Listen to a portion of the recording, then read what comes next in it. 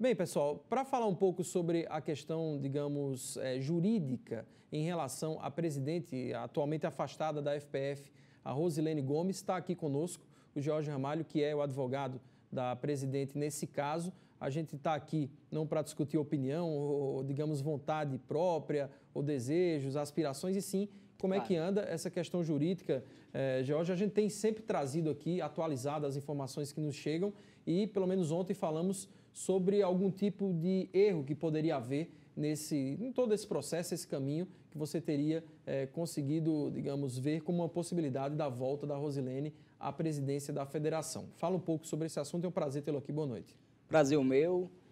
Boa noite, Gustavo. Boa noite a todos que assistem o programa. Pois bem, o problema inicial que nós vislumbramos na ação é que o Auto Esporte ele entrou contra a Federação Paraibana. Ele ingressou com a ação, mas colocou no polo passivo como réu uma pessoa errada, porque ele pretende anular uma eleição da mesa diretora da federação e entra contra uma instituição, contra uma entidade. Para que todos os telespectadores possam imaginar o que eu quero dizer, quando alguém impugna um mandato, seja ele de uma instituição privada, como é o caso, ou uma pública, ele tem que entrar contra o candidato eleito, o mandatário, e nunca contra a instituição. Você imagine alguém impugnar o mandato de um prefeito ou de um governador entrando contra o município ou contra o estado. Então esse é o primeiro problema. Porque em face disso, a Rosilene Gomes, ela não teve direito até agora de se defender no processo. Porque a ação foi contra a federação, ela não estava na federação quando saiu a decisão, e a partir daí ela não teve mais como voltar à federação. E hoje temos, de um lado, o Auto Esporte como autor, federação como réu, só que quem está à frente hoje da federação são as pessoas indicadas pelo Auto Esporte. Então, até agora, Rosilene Gomes não foi ouvida pela Justiça. E agora nós acreditamos que o Tribunal de Justiça poderá, pela primeira vez, analisar os argumentos de Rosilene Gomes. O que chega, digamos, até a imprensa, ou que chega à população de uma forma geral, é que ela teria perdido 3 vezes. Né? Até se coloca meio que, como se fala de futebol, seriam 3 derrotas. O que foram esses passos, essas etapas, e por que se coloca como derrotas? Na verdade, não foi nenhuma derrota. O que aconteceu é que até agora não se jogou o jogo. Poderia-se então dizer, no futebol a bola não rolou. Eu poderia até dizer que ela está hoje como aquele jogo de doidinho. Ela fica no meio e estão tocando a bola para um lado, para o outro, e ela nunca pega a bola. E o que nós acreditamos é que realmente agora o tribunal vai julgar. Os primeiros julgamentos que ocorreram foram só questões preliminares, questões de prazo e questões de legitimidade para recorrer. Mas é bom que fique muito claro para a Paraíba que o principal erro do processo não foram os recursos, foi a própria ação. Porque como a federação foi colocada indevidamente no processo, o primeiro recurso foi dela. E o desembargador Abraham Lincoln corretamente entendeu que a federação não tinha legitimidade para recorrer. E como ela não tinha legitimidade para recorrer, ele não conhecia do recurso dela. E a partir de então, foi que todos os atores do processo começaram a se dar conta, mas como é que ela não tinha direito de recorrer se ela era o único réu? E a partir daí foi quando surgiu, então, a indagação. Ela poderia ser ré e não poderia. Então, não é que houve um erro no recurso. O erro foi do Auto Esporte, o erro foi no início do processo. Claro que, às vezes, esses erros demoram a ser percebidos. É uma questão, às vezes, muito sutil. E processo é uma coisa muito sutil. E essa questão de legitimidade, principalmente em tratantes de federação e tratantes de eleição de mesa diretora, às vezes causa alguma confusão. E isso, não sei se foi de má fé, acredito que não, mas o Auto Esporte entrou errado. E essa ação ela deveria ter sido extinta desde o início. E é esse o nosso primeiro pedido ao tribunal, que não conheça da ação, que extinga o processo. Essa questão de má fé ou não tem sido também um dos pontos até amplamente debatidos sobre essa questão da forma como foi formada essa junta administrativa também, que é muito questionada. Não sei se cabe a gente falar um pouco sobre isso, da forma como foi formada essa junta, colocou-se uma federação na mão de pessoas, digamos, que têm vínculo, né? São partes interessadas também, digamos, no processo, e até agora ninguém entendeu. O Campinense e a SP tentaram também fazer parte, digamos, dessa junta e foi negado o pedido. Nessa situação, como é que você vê? Primeiramente, eu já começo a responder pelo final da pergunta.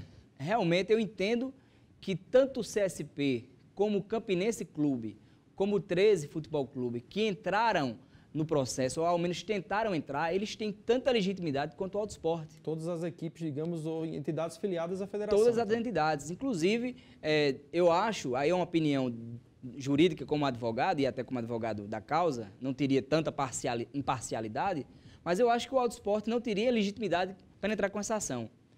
Porque foi o único clube que não poderia votar, porque estava inadimplente e, de fato, não votou. Mas o 13, o Campinense e o CSP pediram para entrar no processo, pediram como filiados, como aqueles clubes que realmente votaram na presidente atual e querem saber o porquê de ter sido afastada quem foi eleita. E com relação à formação da junta, a junta foi formada a pedido do Auto Esporte. Então o Auto Esporte, ele indicou as pessoas que compõem a junta hoje e a juíza acatou essa decisão, salvo o integrante, que é o Eduardo Faustino, que esse foi uma escolha da própria magistrada, que é um servidor conceituado da Justiça, mas no nosso entender, não tem eles, nenhum dos três, legitimidade para estar à frente da Federação Paraibana, de forma alguma. Pois é, porque realmente, assim, criou-se muito, assim, a poeira foi muito grande, né, quando se levantou uma poeira muito grande, no momento em que a presidente foi afastada e havia um anseio sobre mudanças e tudo mais, então se esqueceu um pouco, né, digamos, do processo em si, de quem estaria lá.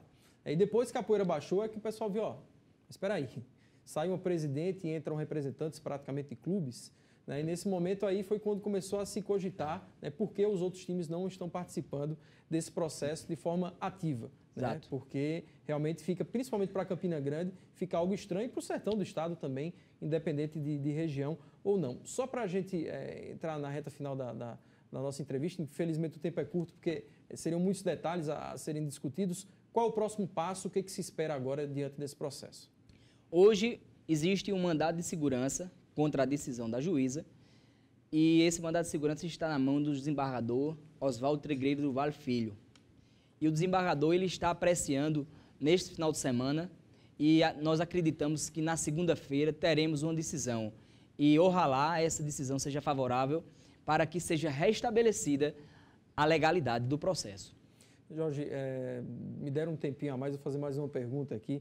Quando o 13 tratou daquele caso da Série C, a gente via que a esfera local, né, a esfera de onde foi conseguida a liminar, que segurou o 13 em muito tempo ali, jogando a Série C do Brasileiro, e se questionava onde deveria ser julgado a questão, seria lá no Rio de Janeiro, se iria lá para o Acre, né? Colocou-se toda essa questão, se iria para Brasília e tudo mais. Então, acho que o pessoal começou até a ter um pouco mais de conhecimento, embora seja realmente muito conhecimento a ser assimilado em relação a isso. Mas esse tipo de discussão, ele hoje ele é discutido aqui em âmbito estadual. Ele pode ganhar outras esferas?